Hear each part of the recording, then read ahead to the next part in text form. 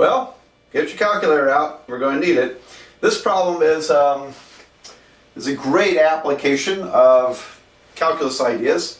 Free fall, and we'll make it real simple. We're thinking about objects that are falling, but we're going to ignore the air resistance. Just let it drop as if it was falling in a vacuum. All right. Well, this is a type of problem that would have been of interest to Sir Isaac Newton. There's this famous story about Newton. As a kid, or not as a kid, as a young man, he was sitting under an apple tree, minding his own business, being a bother to no one, and an apple fell on his head. And that caused Newton to start thinking about gravity and why do things speed up when they fall? Those types of questions. I don't think anybody in the science community seriously believes that story happened, but it is symbolic of something that would have been of interest to Newton. But before we tackle that, first of all, let's get something out of the way. What is speed? You probably know, but in case you're rusty or don't know, we define speed to be a distance something moves divided by amount of time. It's a ratio. Distance divided by time. It could be miles per hour, it could be feet per second, and or something else, meters per second. All right, well, so speed is distance divided by time. Now let's look at this question. If suppose this pin falls and it hits my hand, and I dropped it, of course, and well, that gives me an excuse. All right, I've got a Mountain Dew. Very nice. Okay, where was I at? Okay, so it hits my hand. All right, now I want to know how fast is it going at the instant it hits my hand. All right, well, so I'm looking at it here at this instant. How far is it traveling? I want a speed at that instant. It's not traveling at all, is it?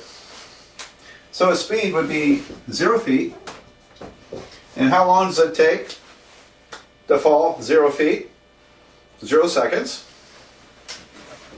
So now we have a problem. What's 0 divided by 0? And some of my algebra classes, students will answer, well, it's got to be 0. Really? So if you're a little rusty at this or don't remember, let's take care of this problem first. What is 0 divided by 0? Can we do it? And now 24 divided by 3. Now when you learned division like this, you're probably thinking of the times table. Let's see, 3 times 8 is 24. Must be 8. All right, great. So 24 divided by 3 is 8 because 3 times 8 equals 24. All right. Well, can you divide by 0? What if you had 2 divided by 0? And my algebra classes will say, well, that's 0. No, because 0 times 0 can't equal 2. Matter of fact, there's no number we can put here. 0 times a number is not going to give you 2. All right. But 0 divided by 0 is a really special case. Now, that's where things get a little odd. Because 0 divided by 0 could really be anything. For example, it could be 17. Isn't 0 times 17 equal to 0? Well, so it's a special case here where you can put anything you want there. So this isn't going to give us any definite answer. What is 0 divided by 0? So we call this form indeterminate. So we have a name for this. Let me write that word down there. Now we have a handful of these indeterminate forms. I forgot how many. It might be 6 or 7 of them. Eventually you'll learn about them all in calculus. But 0 divided by 0 is indeterminate. And I think that's a long word. Did I spell it right? Probably. I think that's just a long word for a number that cannot be computed. Or it's ambiguous. You could give a lot of computations to it. All right. It turns out that wrestling with this 0 divided by 0 is the essence of differential calculus. It's not that we're trying to divide 0 by 0. It's that we want to know what happens when you get very, very close, infinitesimally close to 0 divided by 0. Now it gets interesting. All right. Hope you don't mind the Mountain Dew. Now then, let's I'm going to come up with a problem then. Let's suppose we have really good instrumentation. We can measure distances and times very precisely. And so I'm going to run an experiment. I'm going to drop something from a great height and see how far it falls after so many seconds. So let's see, I'm going to create a chart. We'll have distance, and it's in feet, and then time, and this is in seconds. All right, now I got that backwards. Let me flip this over to here. I don't feel like starting the video over. Distance is feet. Okay, and it wouldn't matter really a whole lot, except that we tend to think of time as input and distance falling as output. Input, output, and which works like a function, doesn't it? I'll talk more about functions in a bit. All right, so after 0 seconds, it doesn't fall, 0 feet. But after 1 second, suppose that we measured that it falls 16 feet. And after 2 seconds, it falls 64 feet. 3 seconds, 144 feet. 4 seconds, 256 feet. Now, that's actually close to accurate. Not perfect, but that's close to accurate on Earth. I have, whoops, there goes my, oh well, there goes my bar that holds the pins. I'll worry about that later. All right, too far into the video to restart. All right, well, here we go. Where was I at? I had personally verified this. As a kid, my high school pool was open. The high school's pool was open during the summertime, and so for about a quarter I could go down there and swim all day. And they had a high dive. We call it the high dive. Everybody else now calls it the 3-meter board. The 3-meter board is 3 meters above the water. That's about 10 feet. And so when I finally got up enough nerve to jump off that 3-meter board, I liked this so much, I wanted to get higher and higher. So I would jump as hard as I could. I figured, roughly speaking, I could get up to about 16 feet before I had to go down. So I got up to about 16 feet, jumping real hard on the diving board, and straight down. How long did it take? And sure enough, it takes about a second. So you get about a second of hang time coming down, contemplating what it's going to be like to hit that water. And so that's true. I've not tried this one. I haven't jumped from 64 feet. It's actually kind of dangerous to do that, and if you jump from here, you're probably going to die. I'm not sure, hardly anybody's ever survived a dive into water 144 feet. The reason is water is not very flexible. When you hit it too hard, when you hit it too fast, it's kind of like hitting concrete. It doesn't spread fast enough. And so it just kind of turns your insides to mush. It's very ugly. Anyway. All right, so humor me. Suppose that this is accurate. Suppose it's accurate. Well, what should I, can I write this as a function? And let me see, let's call this t for time, and distance, what should I call it? F of t or y? Y equal to f of t. I'll probably use the function notation f of t. And it's not hard to believe that the function is f of t equals to 16 t squared. So you can plug numbers in for t. For example, if you plug 3 in, 3 times 16, 16 times 3 squared is 16 times 9. It was 144. And so we have an estimation of how far something falls after t seconds. And it's a parabola, isn't it?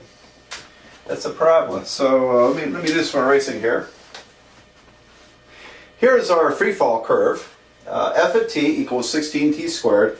And I plotted out a few points. As you can see, it curls up because it's accelerating. When something accelerates, that means the speed is increasing. Always increasing. In this case, the speed is constantly increasing. All right, so and we'll find out that it really is constantly increasing, but I don't want to give away too much. All right, well, let's see. What can we do? Let's find out how fast are you going when you hit the ground after. Let's make it 1 second. 1 second. How fast are you going? So when I jumped off that high dive, I hit the water. How fast did I hit the water? Okay. Good question. All right, so we can do some estimations here. The first estimation is going to be well, I can see, well, how does my distance change from 1 second to 2 seconds? All right, so I'm going to write up some numbers here. So I have t and f of t, and 1 second it's 16 feet, 2 seconds it's 64 feet, and so the change from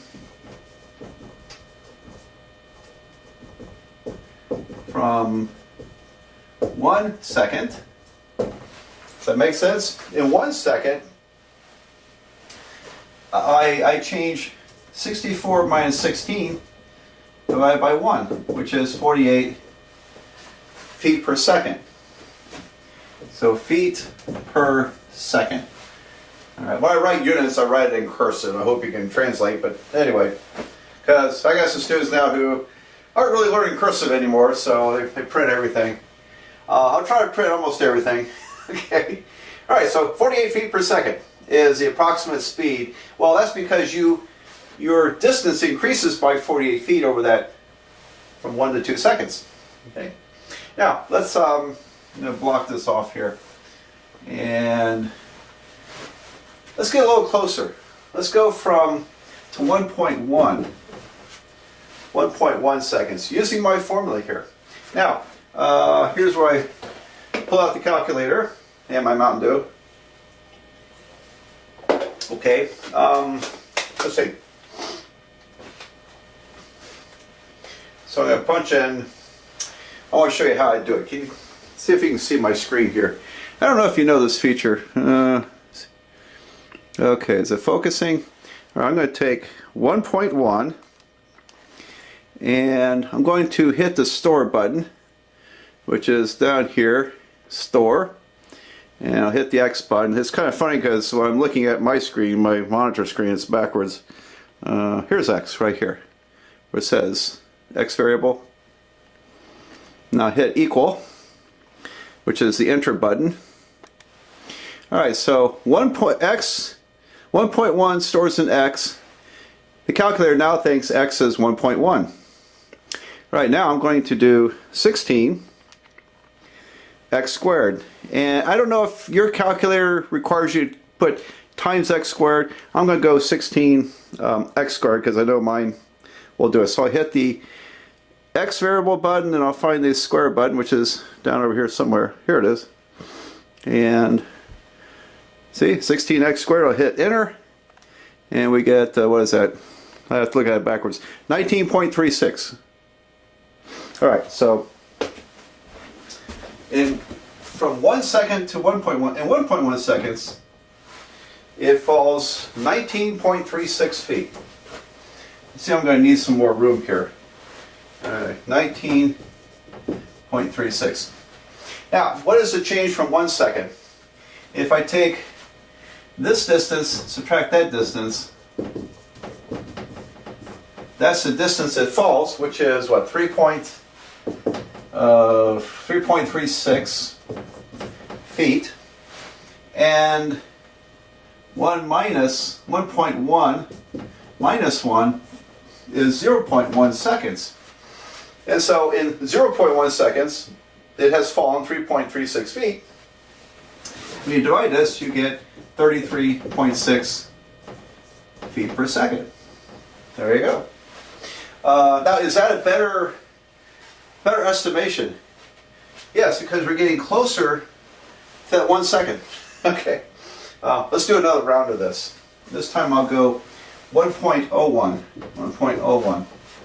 And it's the same thing. I'm going to, oh, okay, here, let me show you this. I'm going to, this time,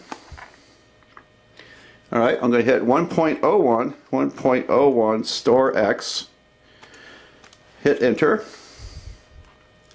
So now the calculator thinks X is 1.01. And then I'm going to, above the enter key is an entry button. I'm going to hit second entry. That brought up that calculation. I'll do it again. And I got 16x squared. So now when I hit enter, it's going to calculate 16x squared based upon my new value of x. And I get, what is that? 16.3216. Okay, so 16.3216. I hope I'm not talking too loud close to the camera like that. Anyway, when we do this calculation, it's 16.3216 minus 16 divided by 1.01 minus 1. That is 0.3216 divided by 0.01, which is 32.16 feet per second. Alright, so I did the same type of computation there. And now is that a better calculation? See, I'm getting closer and closer to 1 second, which is what I was interested in, right? I want to know how fast are we going after 1 second? Or if you hit the water at 1 second, how fast are you hitting it? Excuse me. Oh, boy, that's good. Okay, I'll do one more. I won't show all the work.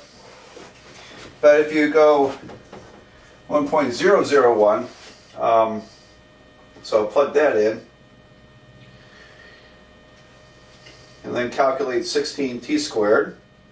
So hit my entry button. I have to hit it twice in this case to get back to 16x squared. And this says 16.032016. When you do the same computation, now it's this number minus 16 divided by 0.001, 1/1000th of a second. And we get 32.016 feet per second. Alright, so what do you think about this? You can probably see where this is headed. I went from 48, 33.6, 32.16, 32.016. The next one, I think you can verify, is going to be 32.0016 if you just keep on going. These are getting closer to what? 32, right? So 32 is probably my answer, as I let that get real close. Now, I want you to see what's geometrically going on here. It's amazing what's going on here. If I go here and then I'm going to add something to it. This is going to be 1 plus h. H, that's an h. It's probably a little too small from back there in the camera. But anyway, if I increase by h number of units, then this is the amount of increase. The amount of increase would be the function at 1 plus h minus the function at 1. Alright, so like here, for example, h was 0.01, and so f of 1.01 is this number, and I subtract 16 to get that number. And this would be 0.01, this increment. So what have we been calculating? We've been calculating this quantity divided by that quantity. Does that remind you of anything? It's a slope, isn't it?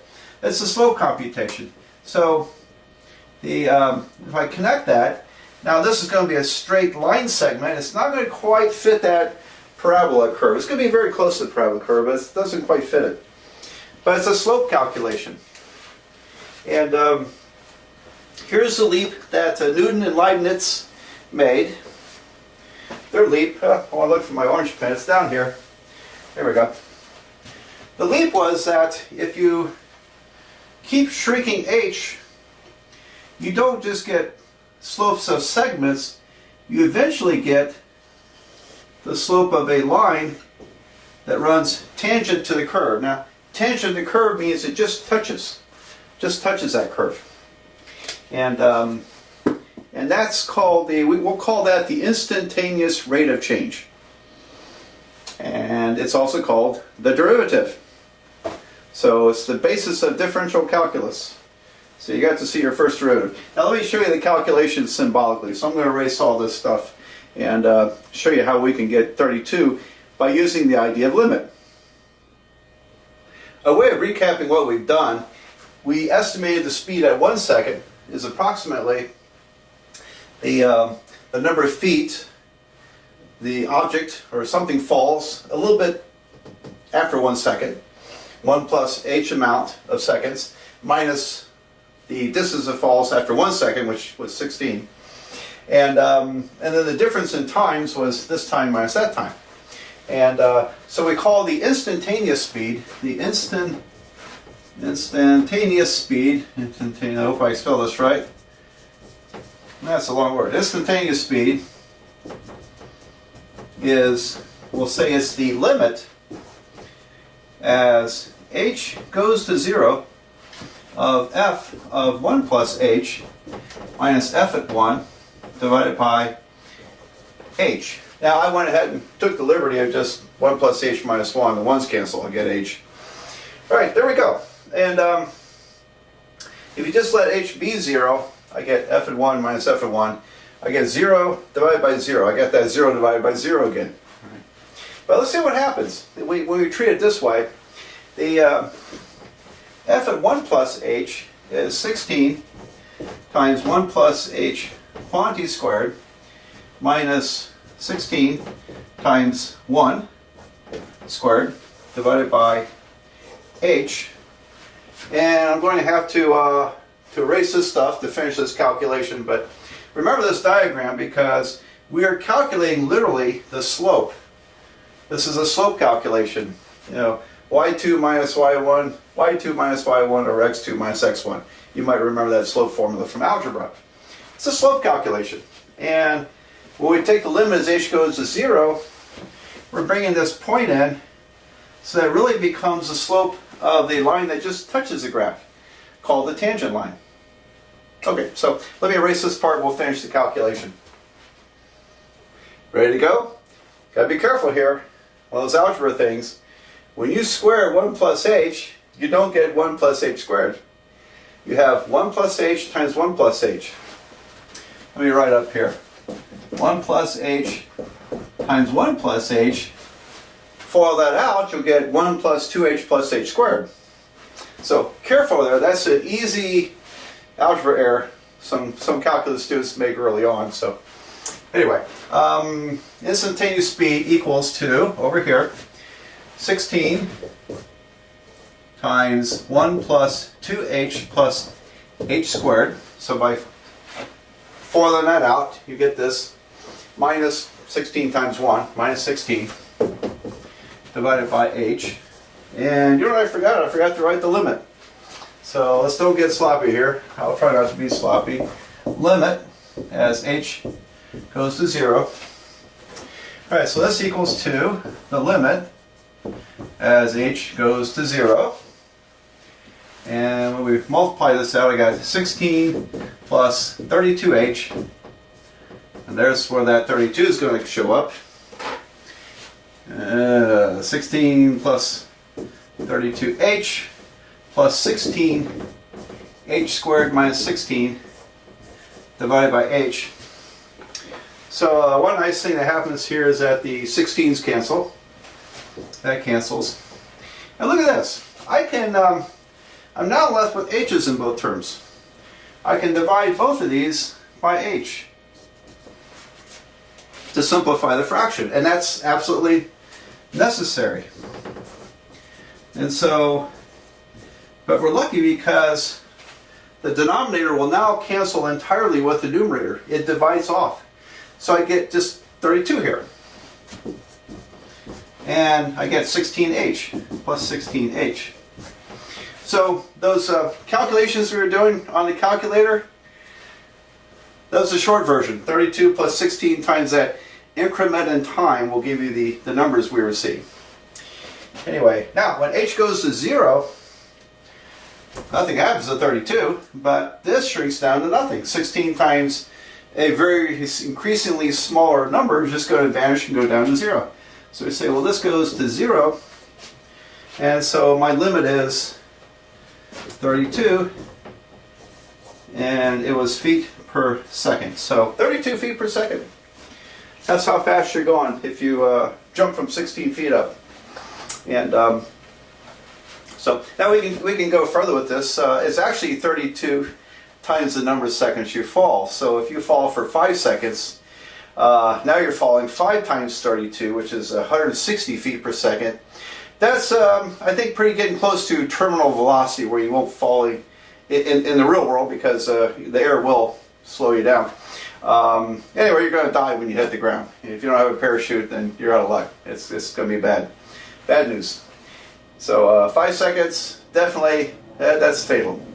All right. Well, anyway, that was your first derivative. Okay, the instantaneous rate of change calculation is called the derivative, and we have a lot more to talk about this. So stay tuned for more videos.